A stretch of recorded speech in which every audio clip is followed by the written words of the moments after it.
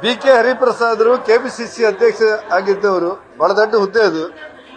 ಯಾವ ಆಧಾರದಲ್ಲಿ ಆ ರೀತಿ ಮಾತಾಡ್ತಾರೆ ಗೊತ್ತಿಲ್ಲ. ಹಿಂದೇನಾಗಿತ್ತು ಅಂತ ಹೇಳಿದ್ರೆ, ಒಂದೇ ಮಾತ್ರ ಮಾಡುವಾಗ ದುರ್ಗಾ ಮಾತೆಯ ಉಲ್ಲೇಖ ಬರುತ್ತೆ ಅನ್ನುವ ಕಾರಣಕ್ಕೋಸ್ಕರ ನಾನು ಅದನ್ನು ಹಾಡೋದಿಲ್ಲ ಅಂತ ಹೇಳಿ ಮೊಹಮ್ಮದ್ ಜಿನ್ನಾ ವಿರೋಧಿಸಿದ್ರು. ಮೊಹಮ್ಮದ್ ಜಿನ್ನಾ ಒಂದೇ ಮಾತ್ರನ್ನು ವಿರೋಧಿಸಿದ್ದು, ದುರ್ಗಾ ಮಾತೆ ಉಲ್ಲೇಖ ಬರುತ್ತೆ, ಅದು ಮೂರ್ತಿ ಪೂಜೆ ಆಗುತ್ತೆ, ಅದಕ್ಕೋಸ್ಕರ ನಾನು ಅದನ್ನು ವಿರೋಧ ಮಾಡ್ತೇನೆ ಅಂತೇಳಿ ಮೊಹಮ್ಮದ್ ಜಿನ್ನಾ ವಿರೋಧಿಸಿದ್ರು. ಮೊಹಮ್ಮದ್ ಜಿನ್ನಾ ವಿರೋಧಿಸಿದ ನಂತರ ಈಗ ಯಾರಾದರೂ ವಿರೋಧಿಸುತ್ತಿದ್ರೆ ಅದು ಕಾಂಗ್ರೆಸ್ ಪಕ್ಷ, ಅದರಲ್ಲೂ ಕೆಪಿಸಿಸಿ ಅಧ್ಯಕ್ಷ ಕೇಳಿದತ್ತೆ ಅಂತ ನೋವಿನ ಸಂಗತಿ. ನನಗನ್ಸುತ್ತೆ ಎಂಥ ಸಂದರ್ಭದಲ್ಲೂ ಕೂಡ ಒಂದೇ ಮಾತರಮನ್ನ ನಾವೆಲ್ಲರೂ ಒಟ್ಟಾಗಿ ಹಾಡಬೇಕು. ಅದು ದೇಶಭಕ್ತಿಯ ಸ್ವಾತಂತ್ರ್ಯ ಹೋರಾಟದಲ್ಲಿ ಸ್ವಾತಂತ್ರ್ಯ ಹೋರಾಟಗಾರರಿಗೆ ಸ್ಫೂರ್ತಿಯನ್ನು ಕೊಟ್ಟಂತ ಒಂದು ಬಹುದೊಡ್ಡ ಗೀತೆ. ಆ ಹಿನ್ನೆಲೆಯಲ್ಲಿ ಕಾಂಗ್ರೆಸ್ ಪಕ್ಷ ಅದನ್ನ ಏನು ನಿರ್ಧಾರ ಇದೆ ಅದನ್ನು ಸರಿಪಡಿಸಿಕೊಳ್ಳೋದು ಒಳ್ಳೆಯದು, ಅದರಿಂದ ರಾಷ್ಟ್ರ ಗೌರವ ಸಿಗುತ್ತೆ ಅಂತ ನನ್ನ ಯೋಚನೆ. ಮೊಹಮ್ಮದ್ ಜಿನ್ನನ ನಂತರ ಯಾರಾದರೂ ವಿರೋಧಿಸಿದ್ರೆ ಇದ್ರೆ ಒಂದೇ ಮಾತರಮನ್ನ, ಅದು ಕಾಂಗ್ರೆಸ್ ಪಕ್ಷ, ಅದರಲ್ಲೂ ಕರ್ನಾಟಕ ಕಾಂಗ್ರೆಸ್ನ ಕೆಪಿಸಿಸಿ ಅಧ್ಯಕ್ಷ ಈ ರೀತಿ ಹೇಳಿದ್ದು ನೋವಿನ ಸಂಗತಿ. RSS ಸಾವಿರ ಆವಿನ ತಲೆ ಉಳ್ಳಂತದ್ದು ಅಂತ ಹೇಳಿದ್ದಾರೆ, ವಿಷ ಸರ್ಪ ಹೋಲಿಕೆ ಮಾಡಿದ್ದಾರೆ. ರಾಷ್ಟ್ರೀಯ ಸ್ವಯಂ ಸೇವಕ ಸಂಘ ಈ ಜಗತ್ತಿನಲ್ಲಿ ಬೇರೆ ಬೇರೆ ಧರ್ಮಗಳಿಗೆ ಬೇರೆ ಬೇರೆ ರಾಷ್ಟ್ರಗಳಿವೆ.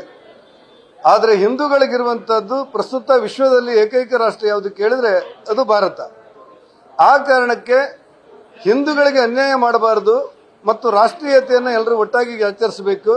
ನನಗಿಂತ, ನನ್ನ ಜಾತಿಗಿಂತ, ನನ್ನ ಧರ್ಮಕ್ಕಿಂತ ನನ್ನ ದೇಶ ದೊಡ್ಡದು ಅನ್ನುವಂಥ ಸಿದ್ಧಾಂತ ಇರಬೇಕು ಅಂತ ಹೇಳಿ ರಾಷ್ಟ್ರಭಕ್ತಿಯನ್ನು ಪ್ರಸರಿಸುವಂತ ಒಂದು ದೊಡ್ಡ ಸಂಸ್ಥೆ ಜಗತ್ತಿನಲ್ಲಿ ಯಾವುದು ಕೇಳಿದ್ರೆ ಅದು ರಾಷ್ಟ್ರೀಯ ಸ್ವಯಂ ಸೇವಕ ಸಂಘ. ಈಗ ಅದನ್ನು ನಿಯಂತ್ರಣ ಮಾಡಬೇಕು ಅಂತ ಏನು ಕಾಯ್ದೆನ ತರಲಿಕ್ಕೆ ಕರ್ನಾಟಕ ಕಾಂಗ್ರೆಸ್ ಹೊರಟಿದೆ. ಕರ್ನಾಟಕ ಕಾಂಗ್ರೆಸ್ ಅವರು ಕೇವಲ RSS ಅನ್ನ ನಿಯಂತ್ರಣ ಮಾಡಬೇಕಂತ ಹೊರಟದ್ದಲ್ಲ. ಮುಂಬರುವಂತ ದಿನಗಳಲ್ಲಿ ಬರೇ ಕರ್ನಾಟಕ ರಾಜ್ಯದಲ್ಲಿ ಸುಮಾರು 5 ಲಕ್ಷದ ಚೌತಿ ಮಾಡುವಂತ, ಉತ್ಸವ ಮಾಡುವಂತ ಸಂಸ್ಥೆಗಳಿವೆ ಕರ್ನಾಟಕ ರಾಜ್ಯದಲ್ಲಿ ಒಂದು ಅಂದಾಜಿನ ಪ್ರಕಾರ. ಅಂತ ಸಂದರ್ಭದಲ್ಲಿ ಎಲ್ಲೆಲ್ಲಿ ಗಣೇಶನ ವಿಗ್ರಹಗಳು ಮೆರವಣಿಗೆ ಹೋಗ್ತದೆ, ಎಲ್ಲೆಲ್ಲಿ ಶಾರದೋತ್ಸವಗಳು ನಡೀತಾ ಇದೆ, ಆ ಎಲ್ಲ ಉತ್ಸವಗಳನ್ನು ನಿಯಂತ್ರಣ ಮಾಡಲಿಕ್ಕೆ, ಒಟ್ಟಾರೆ ಹಿಂದೂಗಳ ಹಬ್ಬದ ಆಚರಣೆಯನ್ನು ನಿಯಂತ್ರಣ ಮಾಡಲಿಕ್ಕೆ RSS ನಲ್ಲಿ ಪರೋಕ್ಷವಾಗಿ ನಿಯಂತ್ರಣ ಮಾಡುವಂತ ಒಂದು ಕಾಯ್ದೆಯನ್ನ ಇವತ್ತು ಇಂಟ್ರೊಡ್ಯೂಸ್ ಮಾಡಲಿಕ್ಕೆ ಪ್ರಯತ್ನ ಪಡ್ತಾ ಇದೆ. ಈ RSS ಅನ್ನ ನಿಯಂತ್ರಣ ಮಾಡುವಂತ ಹೆಸರು ಇಲ್ಲದೆ ಇದ್ರೂ ಕೂಡ ಕಾಯ್ದೆಯಲ್ಲಿ ಅವರ ಮೂಲ ಉದ್ದೇಶ ಇರುವುದು ಅದೇ. ಪ್ರಿಯಾಂಕಾ ಖರ್ಗೆದಾಗಲಿ ಅವರದಾಗಲಿ ಮೂಲ ಉದ್ದೇಶ ಇರುವುದು ಇದೆ. ಒಟ್ಟಾರೆ RSS ಅನ್ನ ನಿಯಂತ್ರಣ ಮಾಡುವ ಹೆಸರಿನಲ್ಲಿ ಯಾವ ಗಣಪತಿಯ ಮೆರವಣಿಗೆಗಳು ಕೂಡ ಆಗಬಾರದು, ಯಾವ ಶಾರದೋತ್ಸವ ಮೆರವಣಿಗೆ ಕೂಡ ಆಗಬಾರದು. ಹಿಂದೂಗಳನ್ನು ದಮನ ಮಾಡಲಿಕ್ಕೆ ಪರೋಕ್ಷವಾಗಿ ಹೊರಟಿರುವಂತಹ ಒಂದು ಕಾಯ್ದೆ ಇದು. ಈ ಕಾಯ್ದೆಯನ್ನು ನಾವು ವಿರೋಧಿಸುತ್ತೇವೆ. ಅದೇನೇ ಅನಾಹುತ ಆದರೂ ಕೂಡ ತಡಿತೇವೆ. SIR ಪ್ರಕ್ರಿಯೆಯಿಂದ ಸುಮಾರು 1 ಕೋಟಿ ವೋಟರ್ಸ್ ಡಿಲೀಟ್ ಆಗಿದೆ. ಬಿಜೆಪಿ ಕ್ಷೇತ್ರಗಳು, ಕಾಂಗ್ರೆಸ್ ಎಲ್ಲ ಕ್ಷೇತ್ರಗಳಲ್ಲೂ ಕೂಡ ಡಿಲೀಟ್ ಆಗಿದೆ. ಇದು ಕಾಂಗ್ರೆಸ್ ಅವ್ರನ್ನ ಟಾರ್ಗೆಟ್ ಮಾಡಿದ್ದಾರೆ ಅಂತ ಆರೋಪ ಮಾಡಿದ್ದಾರೆ.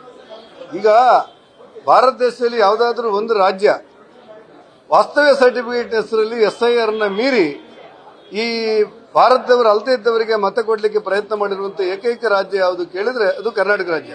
ಹಾಗಾಗಿ ಇವರೊಂದು ಸುತ್ತೋಲೆ ತರ್ತಾರೆ, ವಾಸ್ತವ್ಯ ಸರ್ಟಿಫಿಕೇಟ್ ಅನ್ನು ವಿಲೇಜ್ ಅಕೌಂಟೆಂಟ್ ಕೊಡಬೇಕು, RI ಕೊಡಬೇಕು, ತಹಶೀಲ್ದಾರ್ ಕೊಡಬೇಕು ಅಂತ ಹೇಳಿರ್ತಾರೆ.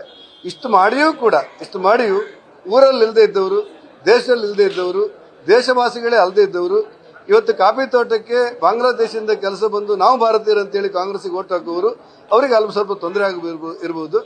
ಯಾರಿಗೇ ಆದರೂ ಕೂಡ ಅವರನ್ನ ಕೊನೆಯದಾಗಿ ಅವ್ರಿಗೆ ನೋಟಿಸ್ಕೊಟ್ಟು, ನೀವು 4 ಓಟ್ ಇದೆ ನಿಮ್ಮ ಹತ್ರ, ಈ 4 ಓಟಲ್ಲಿ ನಿಮ್ಮ ಓಟ್ ಯಾವುದು, ನಿಮ್ಮ ಯಾವ ಊರಲ್ಲಿ ಇರ್ತೀರಿ ಅಂತ ಕೇಳಿ ಅವರಿಂದ ಅನುಮತಿ ಪಡೆದೇ ಆ SIR ನಲ್ಲಿ ಅವರ ಹೆಸರು ದಾಖಲಾಗುತ್ತೆ. ಉಳಿದದೆಲ್ಲ ಅಪಪ್ರಚಾರ. ಹಾಗಾಗಿ ವಿದೇಶಿಗರ ಓಟನ್ನು ಕೊಡಬೇಕು ಅನ್ನುವಂತಹ ಪ್ರಯತ್ನಗಳನ್ನು ಕಾಂಗ್ರೆಸ್ ಮಾಡೋದಿದ್ರೆ ಅದನ್ನು ಬಿಡಬೇಕು ಅನ್ನೋದು ನಮ್ಮ ಆಗ್ರಹ. ಧನ್ಯವಾದ. ನ್ಯೂಸ್ ಫಸ್ಟ್ ನಿರ್ಭೀತಿಯಿಂದ ನಿಮ್ಮ ಪರವಾಗಿ.